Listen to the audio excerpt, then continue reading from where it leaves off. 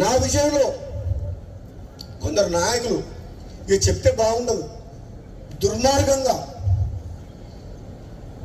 ధర్మరాజులాగా ఉండాల్సిన జానారెడ్డి గారు కూడా మహాభారతంలో ధృతరాష్ట్రం పాత్ర పోషిస్తుంది. నాకైతే బాధ అనిపిస్తుంది.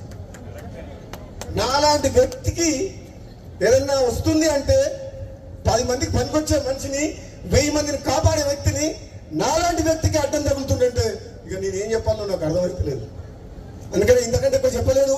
ఇప్పటికే చెప్పదలుచుకుని చెప్పిన మనసులో ఉన్నది చెప్పినా లేదా? నన్ను చూస్తే భయపడుతున్నారు అందరూ.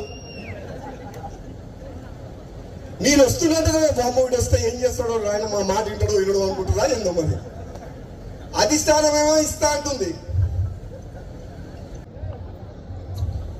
ఆయన 20,000 30,000 మంత్రి పదవి అనిపించారు. ఇప్పుడు వచ్చి గుర్తొచ్చింది రంగారెడ్డి హైదరాబాద్. ఏ మంత్రి పార్లమెంట్ సభ్యుని గెలిపించారు? చాలా మంది మంత్రులు తెలంగాణలో పార్లమెంట్ కు ఇన్ఛార్జ్ పెట్టిన మంత్రిని.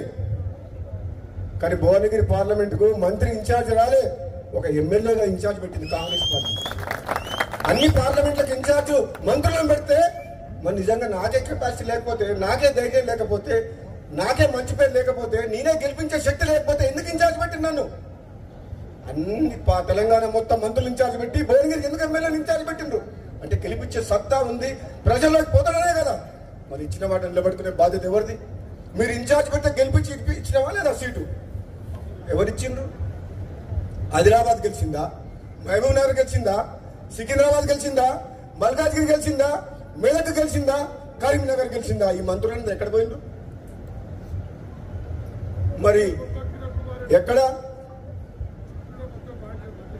నేను అడిగేది ఓ దయా దాక్షిణ్యాల మీద మీరు ఎప్పుడు ఇస్తారా అని మేము ఎదురు చూస్తలేం.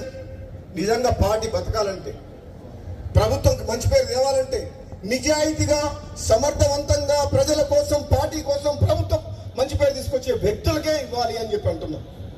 ఈ పైరవి కారణం పక్కన పెట్టాలి.